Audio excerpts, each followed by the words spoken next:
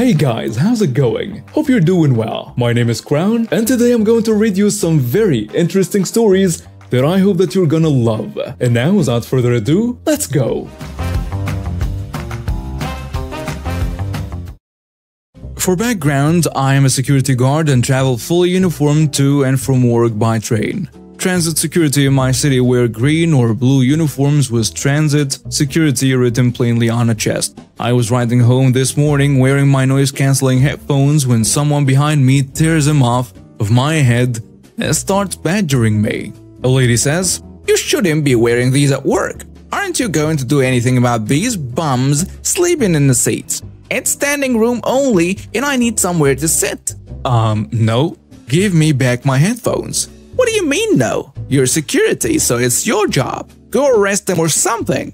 "I'm not transit security. Give me back my headphones before I call the cops." "Yes, you are. If you don't do something, I will call the transit security office and you will lose your job. What's your name and badge number?" For background, my company doesn't provide number badges, and even if they did, the number wouldn't be unique to me. I tell her this. "Fine. Then show me your ID. I want your name so I can report you." "Call whoever you want. I'm not going to give you my address, crazy lady." She breaks out the phone and calls transit security, who tell her they will meet her at the next station, and when they arrive they confirm that I do not in fact work for transit security and actually call transit police so that I can press charges on her for stealing my headphones. And I did. One day I was off work. I was craving a sandwich at lunchtime on a hot day. I traveled to the nearest cafe and got in line. As it was noontime, there were quite a few people in line, and at many places, they seemed understaffed. I get that. The young teenage girl was the only one to make sandwiches while a manager was ringing up the orders when not helping with condiments. So while waiting in line with like 6 others, I was behind a group of 3 other ladies, the Karens of the story. While not the spitting image of most Karens, you could tell from how they talked with each other they were the kind of women with resting witch faces. So it came time to have their sandwiches made, and of course every one of them wanted a very custom sandwich. This meat with cheese is a little too much, I wanted it toasted off. That is too much, I want to switch the bread, on and on and on. It was annoying as the one girl tried to keep up but was getting frustrated and stressed. Then the manager stepped over trying to help, but with these women, they were not happy with anything. After 15 minutes of making each of these ladies sandwiches, it finally came time to pay. Down to the register they went as my meatball sub was quickly made and passed down. I'm plain bread, meat and sauce and little ranch. So I waited behind them. The manager rang up the old bats, and when a total came out to around $30-ish, they went off again. I'm not saying that they started to squeal. "We waited forever to be served. And then you two couldn't even make a sandwich. We want it free." They whined. I was fed up with it, and after it continued for a few minutes, I stepped up and said I'd take the sandwiches and add them to mine. The old crows grinned and thought they had one. I paid for the 4 sandwiches now and added my drink and chips. After my card was approved, I was handed my receipt. I picked up my newly bought 4 sandwiches and got my drink. As I started paying, the old ladies went to sit at a table, and after getting my drink, I headed to the door to leave with my food in hand. Excuse me, you still have our food. Aren't you going to bring it to us?" Receipt in hand, holding it up. "Nope, I paid my money for my food. I will take them back to work." As I headed to the door, this got the old witches to get up and chase me out the door, which I didn't mind. The staff had enough of them, and I can take some abuse from crazies. "You need to give us our food or we will call the police on you and have you arrested." I knew this was dumb, but as I said, nothing better on a day off. "Please, be my guest. I assure you that you won't be doing anything about it." One of them started to pull out a phone and call, while the others began telling me how I must love stealing from old ladies and how they knew this person or that person and I will be in jail for a long time. Well, they called. I stood there not saying a word, which is hard to do being belittled, but I had the store crowd watching by this point. Soon enough, a few units pulled in, and as they got out, a look of confusion crossed their faces. The officer says, "Are you the guy they called about because you matched the description?" Yeah, I am what they call in on me. I used all their sandwiches and demanded money from them. Well, look into it. Ask the clerk and the manager and look at this receipt. One officer walked in, spoke with the steward, watched the video while the other listened to these women insinuating that I took the food from them. The shock was priceless once the other came out and confirmed I paid for them. And the store also wanted the 3 trespassed for a disturbance. I was released to leave, but decided to go back in and eat. The 3 were banned and left with an even more sour look, and the manager brought over a cookie, telling me it was on her. So this story takes place like 5 years ago. My husband and I were broke college students with a young baby. We worked hard to afford our crabby little duplex, $600 a month, and necessities, while trying to finish our degrees to one day get ahead. Our duplex was one in an entire neighborhood owned by a large company and managed by a super sketchy married couple who lived on the same street. Before our kid was born, we did the normal excited new parent thing of painting his nursery and decorating blah blah blah. Our lease stated we needed permission to paint, which we obtained from the property manager, the husband of the couple. He insisted it would be fine, and being young and naive, we didn't get it in writing because he was so chill about it. So we paint and move on with our lives. A little while later, our lease was up and we had given notice to vacate as we were moving closer to my husband's school. The property manager was understanding, everything was fine, and we scheduled our move-out inspection. Prior to this inspection, we specifically asked him for the name of the paint color we needed to use when repainting the nursery. He flat out refused to give it, saying it was unnecessary to paint, as we've been there so long they would be painting the whole duplex anyway. Okay, cool. Move-out inspection day comes and goes. We left the house in better shape than we found it, aside from a small area of torn carpet right along a seam in a doorway. The property manager inspected and said everything looked great, and we should get our whole deposit back, $400, minus a few bucks for the torn carpet. Sounds good, boss. Enter a period of weeks where we waited and waited for our deposit and eventually leaving messages upon messages with false promises or no return calls at all. Eventually, over a month later, this culminated in a phone call with the property manager where he said, and I remember this almost verbatim, "I don't know why you're so worried about anyway. It's only like $200 you're getting back." He cited the painted nursery and a huge mess left behind as deductions. And I coldly informed him we'd be going to court then because we didn't feel we owed him for those reasons. The place was spotless when we left, aside from the 6-pack of beer we left him in the fridge for being chill. Not 1 hour later he called back and miraculously our refund check had just shown up in the mail. Already knowing he was trying to screw us, we installed a recording app on my phone, one-party consent state, and went to the office. The check indeed was only for $200 of our deposit and included no list of what they charged us for important detail. We intentionally goaded him into admitting that he had told us not to paint and that the house looked great on move-out, and went on our happy way. Revenge plan already unfolding. We didn't cash the check and instead emailed the CEO of the entire property company, copying in the property manager and detailing the entire process. The CEO sent back a witty email with a cute little typed-up list of deductions, including all the things we were specifically told we wouldn't be on the hook for. A fun detail was that even by his own math, they owed us $230 of our deposit. No one really had an answer for why they then tried to issue a check for $200, but whatever. Joke was on him because we began digging through all the state regulations on security deposits and refunds, hoping to prove that our length of stay meant he couldn't charge us for wear and tear things like carpet cleaning and so on. And in our search, we instead happened upon a statute requiring landlords to return security deposits refunds and an itemized list of deductions within 30 days, or lose a right to withhold for actual damages and be subject to treble damages if the landlord thought to be maliciously withholding the refund.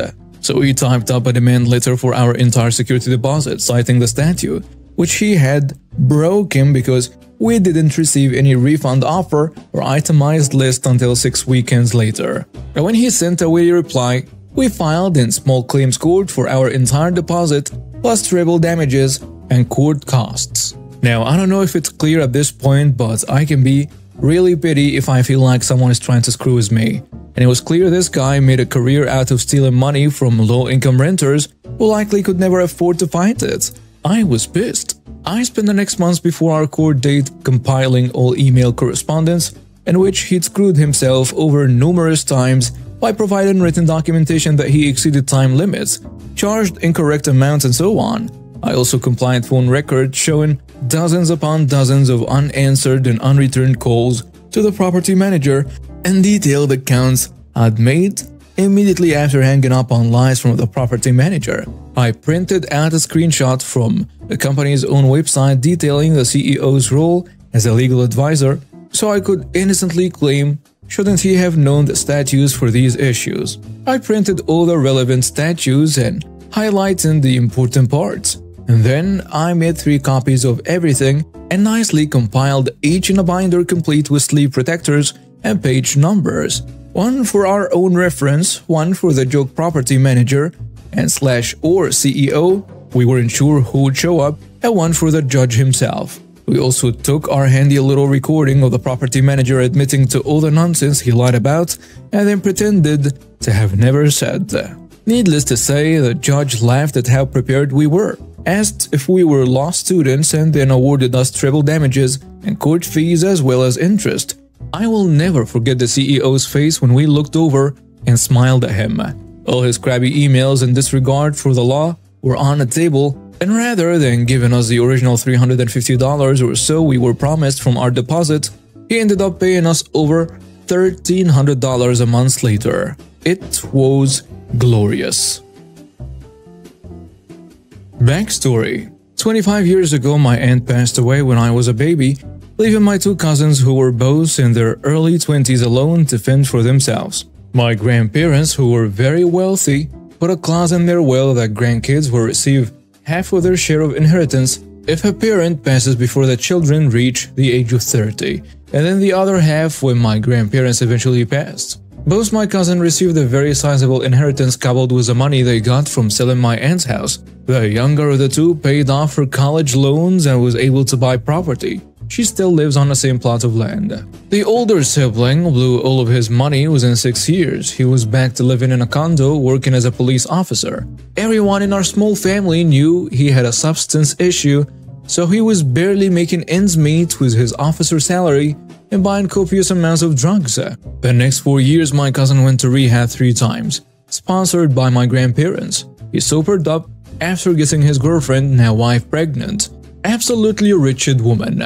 She saw my grandparents as payday and essentially baby-trapping my cousin, thinking it was her ticket. Within 7 years, they had 3 kids, so she just locked in tight. She's a nurse, and with 3 kids around, they always needed a little boost. Guess who they would always ask? You got it, my grandparents. Being the kind spirits they are, they always lended a hand. My father, mother, sister, and I got sick of it very quickly. My grandmother unfortunately passed away when I was 17, leaving my grandpa as the last remaining. I was undoubtedly my grandfather's favorite among the grandkids, which left a real sore spot in the mouth of my cousin and his wife. I had 2 more years at home before college, so I lived with my grandpa to keep him company and help take care of him. My cousin and his wife hated this, so much so that whenever they came to visit and I was not home, they would send their 3 gremlins into my room to destroy it. My room had double doors, so it couldn't be locked. This was a start. The longer I lived there, the more they would mess with me. My cousin even went as far as to place one of these little mechanical noisemakers in the cabinet in my room, the ones that play sounds at random intervals and make you think you're insane. Thankfully, my German Shepherd would always hear it, and after a week or so, she finally found it. They did this to distance me and deter me from taking care of Grandpa, so they could swoop in and be the heroes. This continued until one of the kids found my gun. By this time, I was 18 and in the possession of a firearm. I use quotations because my grandfather has guns, but cannot aim and shoot them anymore due to arthritis and nerve degeneration. So when I moved in, he placed all the weapons in my hands, should the need of self-defense arise. But should he see them out for any reason other than cleaning, there will be hell to raise. Being very well trained with guns and having a sense of pride in defending my home, I took this responsibility very seriously. I always kept a handgun in a locked container in my nightstand with the key on a high shelf out of reach from the gremlins. One fateful day, I am out getting my grandfather's food. When I come home, and my older cousin, his wife, and my grandfather are staring at a gun on a table. It was my gun that I kept in a lockbox. It was loaded and had a bullet chambered. I always keep a magazine in the lockbox but never load it into the gun. The lockbox was nowhere to be seen. My cousin claimed one of the children found the gun and was playing with it. I was 100% certain that he either found the key or broke the lockbox open to get to it and load it. As a 6-year-old would not be able to reach a key, I could barely figure out what it was to load my gun and chamber it. I tried my best to explain what my cousin had said was nonsense and that I never keep my firearms loaded in the house. But my cousin, who is a cop, scolded me on gun safety and threatened to have me arrested if I didn't leave and hadn't arrested me yet because we're family. I was asked to collect my belongings and go back to my parents. My cousin had won, or so he thought. The next day, I apologized to Grandpa and explained to him there was no way one of the kids could have gotten the key, and he agreed with me and he apologized, but he thought it's best if I move out until things cool down, and once they do, I will be welcome back home. Our relationship was a little fractured due to disinformation provided by my cousin. A month later, my grandfather died of a heart attack at 86.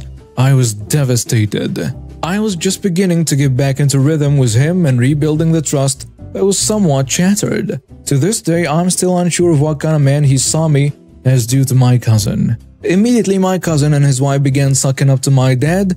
As they had sealed payday with Grandpa, it was time to move on to the uncle. This persisted for a month or two. I wouldn't stand for it. Then came time for the will. My grandparents' lawyer read out the will to me, my father, mother, and sister in our home.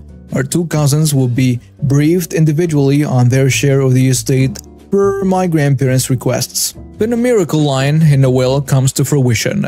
If anyone attempts to claim any part of the estate that is not assigned to them, they forfeit any assets they are supposed to receive and will be divided equally among the remaining family members. This was basically their way of saying, if you try to claim more than you're given, you get nothing. My father is supposed to receive every piece of physical property from my grandparents, as he's the only remaining child, aside from 2 or 3 items he set aside for me. The revenge.